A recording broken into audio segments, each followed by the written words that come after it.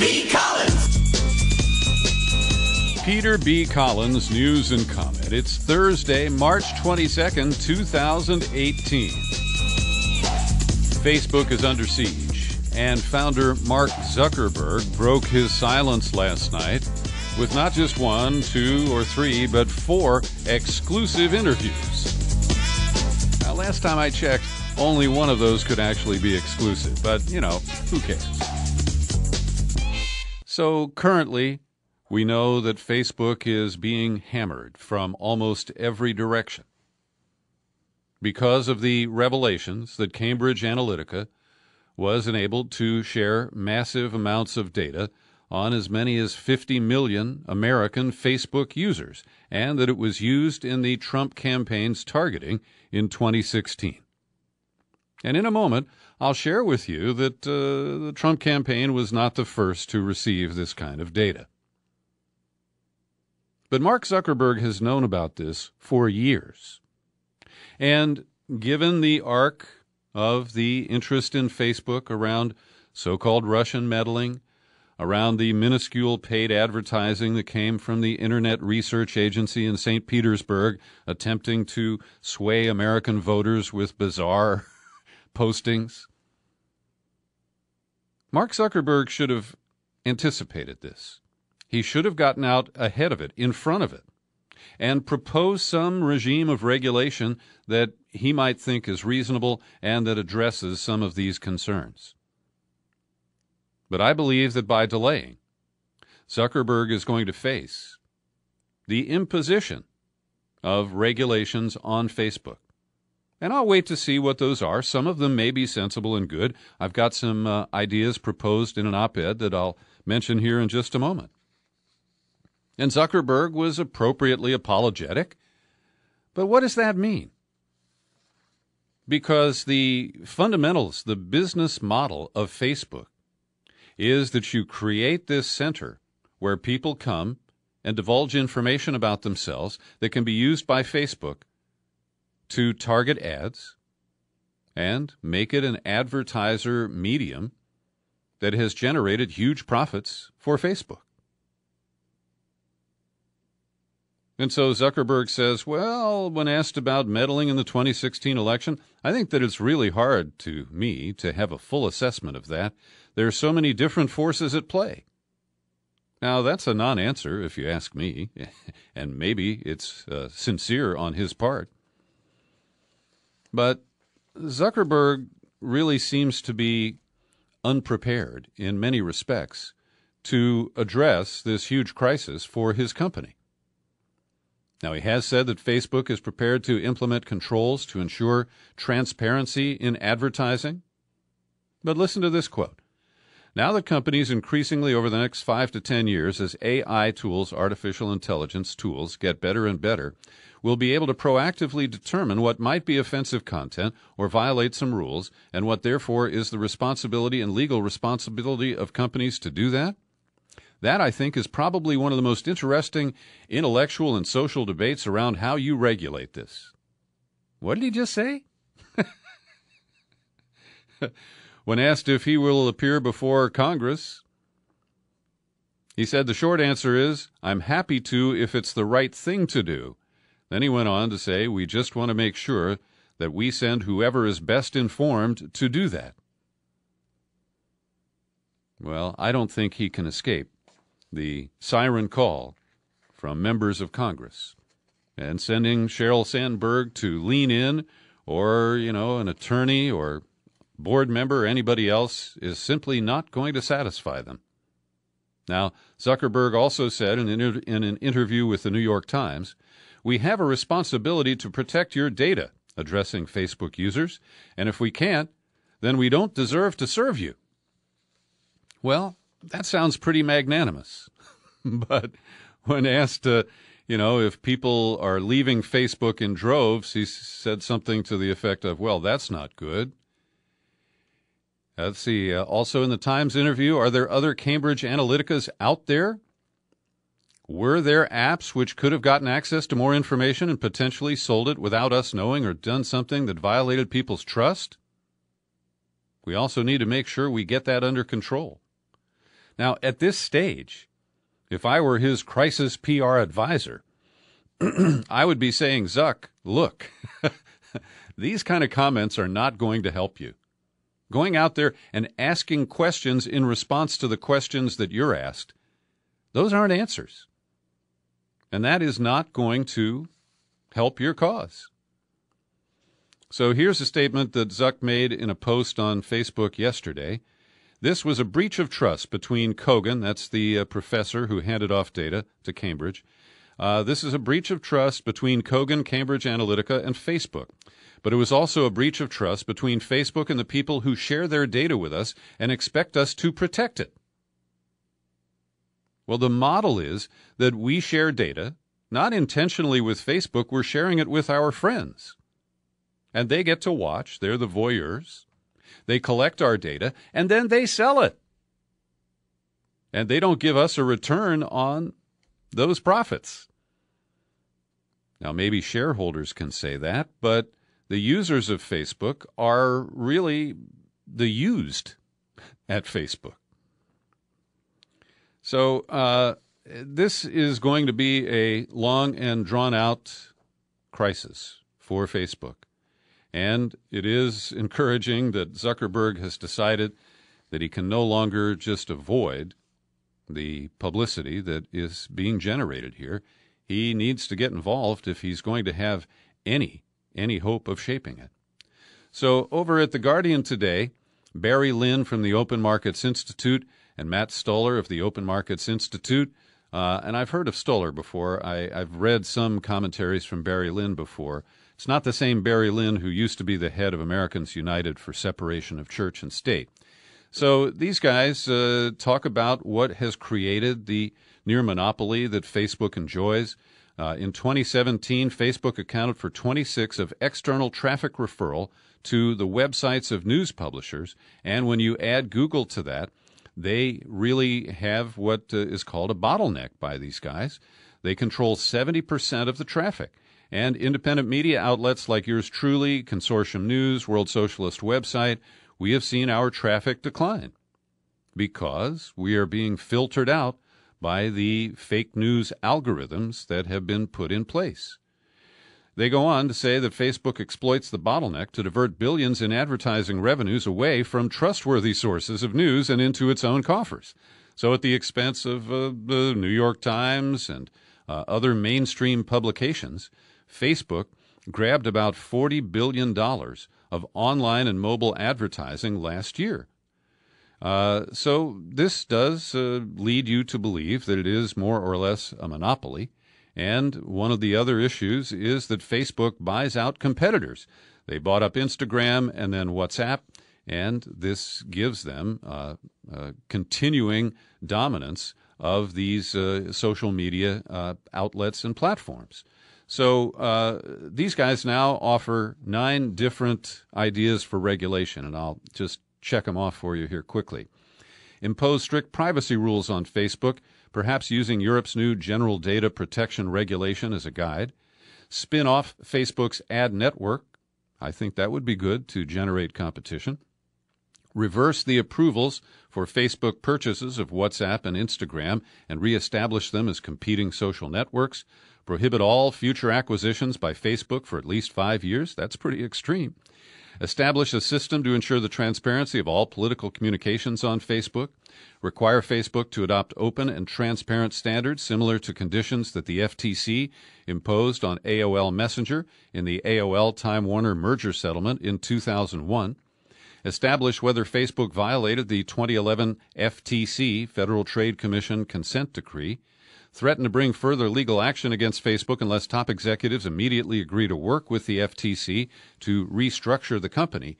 And finally, establish whether top executives enabled, encouraged, or oversaw violations of the 2011 consent decree, and if so, pursue personal fines against them. Those are reasonable, rational approaches, and I think that we will see members of Congress pick up on these, and this will lead to significant changes at Facebook, and some that will be imposed without their input or influence. And we have to go to the Daily Mail, the British tabloid, to get this admission a former media director at Obama for America, said that Facebook allowed them to mine millions of people's information. This goes back to the 2012 campaign. They were on our side. Obama campaign director reveals Facebook allowed them to mine American users' profiles because they were supportive of Democrats. She said Facebook was surprised at the ease with which the Obama campaign was able to suck out the whole social graph. Facebook never tried to stop them when they realized what they were achieving, even told them they'd made a special exception for them. They were very candid. They allowed us to do things they wouldn't have allowed someone else to do because they were on our side. Now, this points up a number of important considerations, because I believe that the dark targeting that really helped the Trump campaign reach closeted racists and other people likely to support the comb-over guy, I believe that the $80 million that was spent on Facebook by the Trump campaign caused Facebook to say, well, we did it for Obama, now we'll be fair and we'll do it for a Republican. And we have to note that the Clinton campaign declined to have Facebook representatives work directly in the campaign headquarters the way they did for Trump. And so I'm not trying to rationalize any of this or to minimize it. But we have to understand that this has been going on for some time. Our data is all out there and commercialized. It's available for purchase, sometimes by nefarious actors. And I am not optimistic that we're going to get a handle on this and establish policies and protocols and legal remedies to protect people's privacy and to give us control over the data that is then exploited by Facebook, Google, and these other companies. Meanwhile, this has created the atmosphere where the Senate gave final approval yesterday to legislation that is aimed at stopping sex trafficking. But it is based on a crackdown on the website Backpage, where a lot of hookers and other sex workers were advertising, and were told that 70% of sex trafficking advertising was occurring on Backpage. But the change that this law will put into effect is that the platforms like Backpage or Facebook can now be held accountable for illegal actions made by individuals who use those platforms. And this is an open-ended can of worms that will expand the liability of these websites that use user-generated content. And I believe it will have a stifling, not just a chilling effect, but a stifling effect on the personal expression, which is at the center of the appeal of Facebook and similar social media platforms. So only 2 senators voted against this, Rand Paul and Oregon's Democrat Ron Wyden. Wyden had written the bill that limits the liability of these platforms for posting user content. And I think this is a serious, serious mistake. Now, also, the Senate is getting active, and they interviewed the latest Secretary of Homeland Security, Kirstjen Nielsen, yesterday, and they grilled her about what they say are efforts by Russia that are already underway to meddle in the 2018 midterm elections. Now, nobody ever says what kind of meddling this is. Is the troll farm in St. Petersburg cranking out information about congressional candidates or their challengers? Do they really drill down to that level of granularity in their efforts to interfere in the U.S. so-called democratic process? And what is the responsibility of Americans? We're all hunkering down. We're victims of this withering attack from these dark, dark forces that we always attribute to Russia. What about the dark forces in the United States? What about the haters who populate Facebook and Twitter every day? And aren't Americans now sufficiently wary of online information so that they won't get sucked into claims that the Pope endorsed Donald Trump or the Pizzagate stuff about Hillary Clinton? And they're throwing money at the problem. The State Department has a budget that we're told they haven't spent a dime from. They've got $120 million at the State Department to combat election meddling. How? What are they going to do with that money? Pay Russians to stay off the internet? Then there's money being thrown at the FBI, $300 or $400 million. And nobody tells us, what the threats are that they're addressing and how Americans should deal with all this. It is just batshit lunacy. Speaking of which, the House has passed a $1.3 trillion spending bill, a mystery package of 2,232 pages, and we know that it's impossible that any member has read the entire bill. Maybe they carved it up and had 10 staff members each do a couple of hundred pages. But this is the sloppy way that our government is being run. And in this massive omnibus bill, we don't really know what's in there. There are pet projects for the right wing. There are pet projects for the left wing. And there's a whole lot of bad shit in there. We'll find out after it passes. And to compound all this, it is all funded by debt. We are borrowing virtually the entire $1.3 trillion. That is exacerbated by the tax cuts that were rammed through. And so we went from this kind of fiscal conservatism that was imposed on Barack Obama by the Republican majorities, and now they're just spending in ways that would make a drunken sailor feel inadequate. And so the Republicans say, oh gosh, in order to get the defense spending that we needed, we had to mollify the Democrats with a lot of crap that we never would have passed. But this is the ugly way that our government functions. And as the clock ticks to another phony deadline for a government shutdown Friday at midnight, we have the prospect that Rand Paul will once again use his prerogative as a senator to block consideration and force the government into this technical shutdown mode. And Rand Paul has his points. But this whole process of brinksmanship has really spun way out of control. And to see the Democrats enable huge increases in defense spending without any real mission for that money, and to cough up a nominal less than $2 billion for border security with restrictions that won't allow the kind of wall that Trump has talked about to be funded. So it's a big old mess, and we will watch and see if there is a technical shutdown occurring after midnight on Friday. Every day I take a moment to thank people who support my work here at the Peter B. Collins Podcast with your subscriptions. People like Susan Lundgren, Andrew Harnack, George Reeves, and Jason Ferguson. I'm grateful to those people. I have to tell you and share this with you frankly. Over the last few days, I've had 3 more cancellations and no new signups.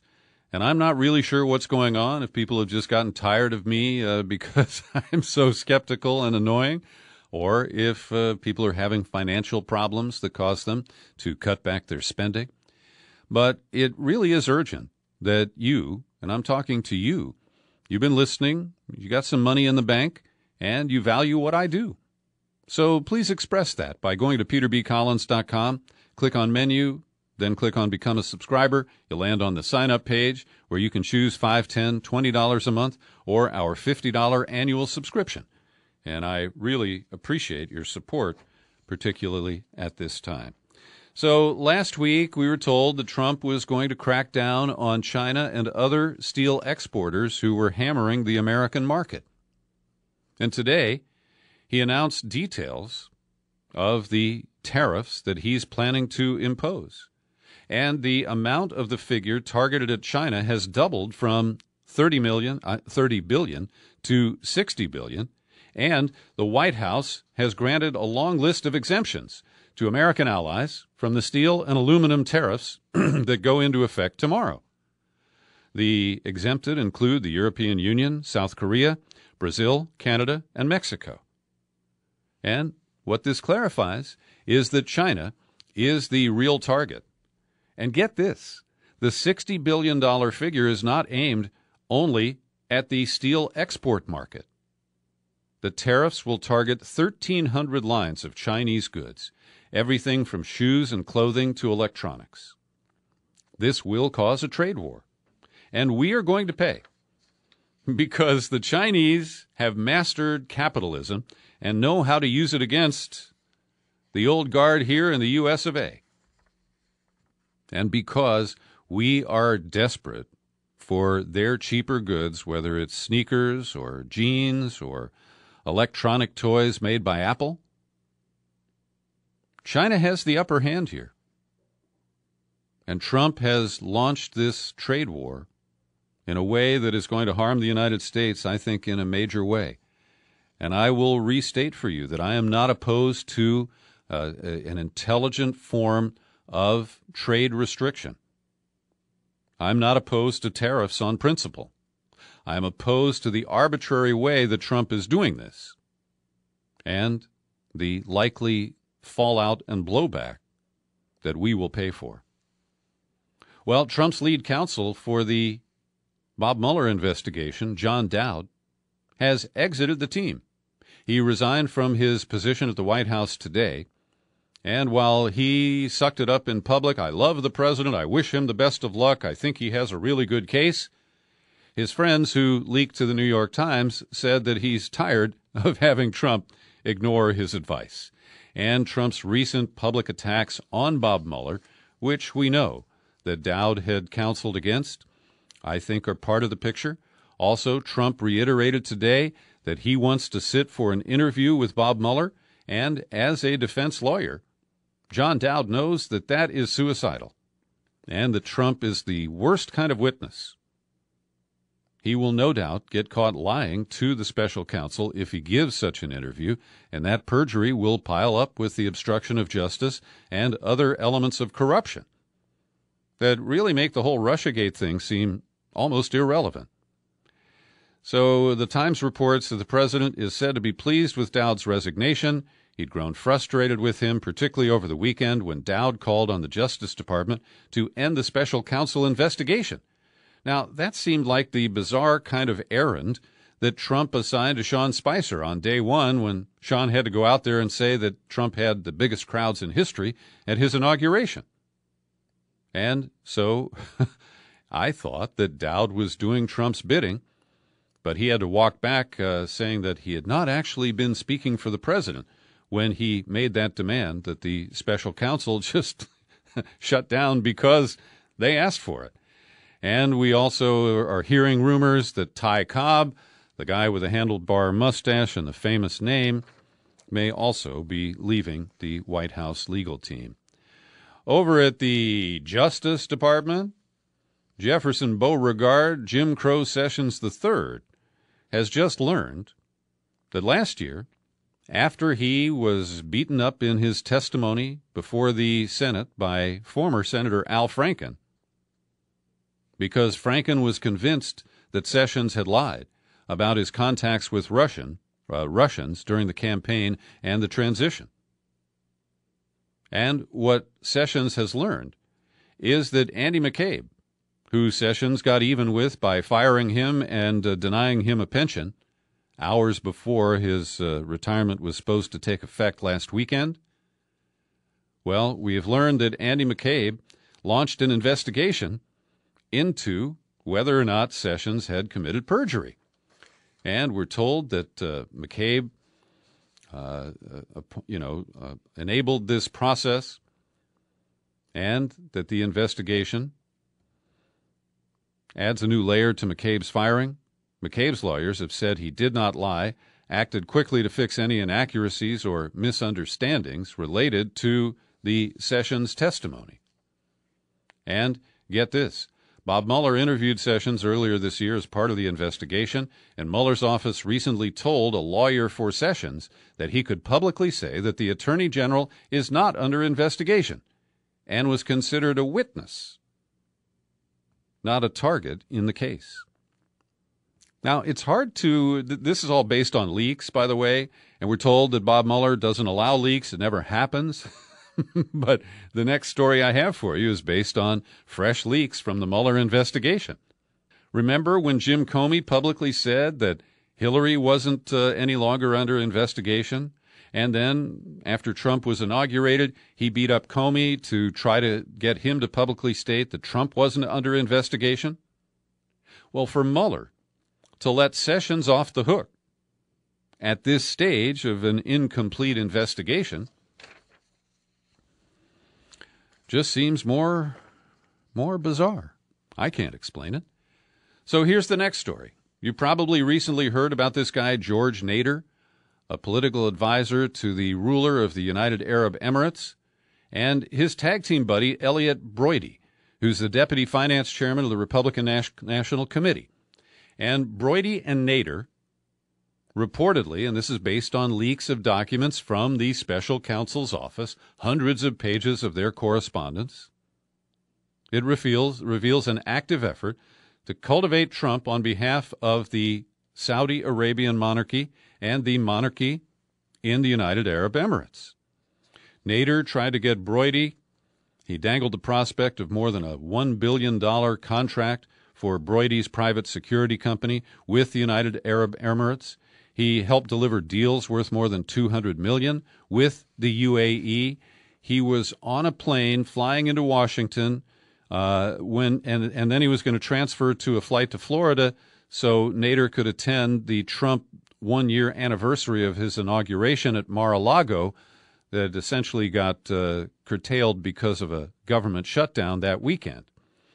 But the documents, according to the New York Times, contain evidence not previously reported that Nader also held himself out as an intermediary for Saudi Arabia's Crown Prince, that's MBS, Mohammed bin Salman. So this adds another layer of corruption, of scam artists operating inside the Trump administration and trying to seek and buy influence in the White House. And the beat goes on. At The Intercept today, a fascinating report, byline, Ryan Grimm, Alex Emmons, Clayton Swisher, noting that Jared Kushner lost his security clearance, and the speculation is that it may be in part due to secret American intelligence that he revealed to that same Saudi prince, MBS. Now, Mohammed bin Salman took power last June by ousting the crown prince at the time, Mohammed bin Nayef. And Kushner, who is described as a regular reader of the president's daily brief from the CIA, he picked up names of members of the Saudi royal family who were opposed to the ascension of MBS. In late October, Kushner made an unannounced trip to Riyadh, Saudi Arabia, catching some intelligence officials off guard. And our crown prince and Saudis were said to have stayed up until 4 a.m. on several nights, swapping stories, planning strategy. Now, the speculation is that Kushner named Saudis known to be disloyal to the crown prince based on his access to American intelligence. And then just a week after their late-night partying, Kushner returned to Washington. The crown prince cracked down on members of the Saudi royal family. You know, he locked them up at the Ritz in Riyadh. And we're told that at least some of the people named in the president's daily brief were among those rounded up, and at least one was reportedly tortured. Then we go into the crackdown led by Saudi Arabia on its Gulf neighbor, Qatar. That, of course, was after Qatar twice declined requests from the Kushner family to provide hundreds of millions of dollars in loans to bail out their troubled property in New York. And we know that some of the former members, like Rex Tillerson and current National Security Advisor H.R. McMaster, have been frustrated by the freelancing of Jared Kushner. And based on his apparent misuse of intelligence information, that could be a criminal act that could send Jared Kushner to the slammer. And speaking of the slammer, it's sad to see that the State of Israel has sentenced both the teenage protester Ahed Tamimi and her mother to separate sentences of 8 months in jail, and they have been detained since December. Now, you know that Ahed Tamimi was videotaped by her mom as she challenged two Israeli soldiers who were standing on their property. And this was after an incident where one of her cousins reportedly had been beaten by an Israeli soldier. And Ahed Tamimi on the video is seen at one point slapping the Israeli soldier. Now, I saw the whole video, and there was contact by the Israeli soldier with Ahed before that slap. Nevertheless, the Israeli court has sentenced both mother and the teenage daughter to 8 months in prison. And at The Intercept, they note that here's a case. Thursday, another young woman, Yasmin Abu Srour from Bethlehem, was sentenced to 7 months in jail for a Facebook post. We also note that the Israeli soldier who was captured on videotape killing in cold blood a wounded Palestinian suspect in 2016. That soldier's name is Elor Azaria. He only got 9 months for killing the Palestinian. So, 8 months for slapping an Israeli soldier, but an Israeli soldier gets only 9 months for killing a Palestinian suspect who was no threat to anyone. The governor of Mississippi, Phil Bryant, has defied a last-minute appeal from the Trump White House and announced that he is appointing Cindy Hyde-Smith, Mississippi's agriculture commissioner, to fill the seat that's being vacated by the ailing and aging Senator Thad Cochran. And Bryant says this was his decision. Hyde-Smith said, "I feel the power of prayer and that armor of protection on me because we're going to be having some rough days ahead." Now, Hyde-Smith is a former Democratic state senator. She flipped to the Republican Party 8 years ago, and they consider her a very weak candidate. And based on their loss in Alabama, they seem to want to get Bryant to appoint himself to the post, but he apparently didn't have an appetite to go to Washington. Finally today, I follow the daily writings of an Australian journalist named Caitlin Johnstone. And today I'm linking to her most recent post, which really is a very helpful one for American leaders. It is a 6-point plan entitled How to Get Rid of Paranoid Conspiracy Theorists. She opens with this kind of seduction. Are you as sick and tired as I am of all those tinfoil hat-wearing conspiracy nutters who express skepticism whenever the kind and beneficent U.S. intelligence agency bestow us with urgent information about a new country in need of regime change? Do you want to get rid of that kooky fringe 74% of Americans who believe in a deep state which controls the elected government? Well, you're in luck, bucko. I happen to have compiled right here a list of 6 simple steps that our compassionate government and fearless media can take to rid America of these Looney Tune paranoid conspiracy theorists once and for all.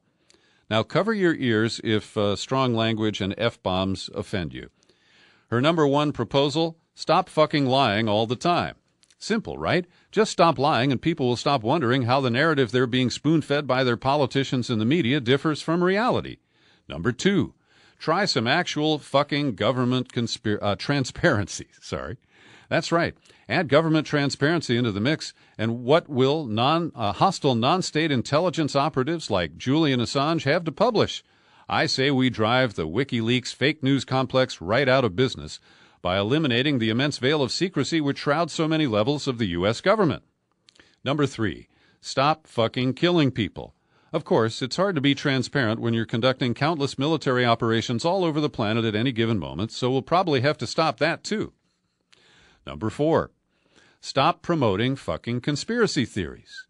I don't like to be a Debbie Downer, says John Stone, but when we've got news stories coming out every few days promoting theories about the U.S. president conspiring with the Russian government, it gets a little difficult to tell people not to indulge in conspiracy theories. Unproven claims about powerful people conspiring together is the exact thing that a conspiracy theory is. And while I understand that these are authorized conspiracy theories, we can't rely on these crazy loons to understand the distinction. Number 5, stop being such fucking assholes. If U.S. intelligence agencies weren't torturing people, they wouldn't have to lie about torturing. If they weren't surveilling U.S. citizens, they wouldn't have to lie about it. If U.S. intelligence agencies weren't constantly committing horrific atrocities to protect the interests of the powerful from the powerless, everyone would trust them, and you'd stop seeing all these ridiculous conspiracy theories about what those agencies have been up to. And last but not least, number 6, maybe try some fucking democracy for once. People are beginning to notice that no matter who they vote for, they get the same exploitative neoliberal policies at home and the same murderous neoconservative policies abroad, which doesn't do much to dispel those wacky notions about a permanent unelected government pulling the strings while the official elected government puts on a pretend democracy show every few years. I've linked to Caitlin Johnstone's fucking essay so that you can read it for yourself. And this podcast is widely available. It's free. We put it on YouTube, where I hope you'll click on subscribe. Happy trails to you until we meet again. Happy trails.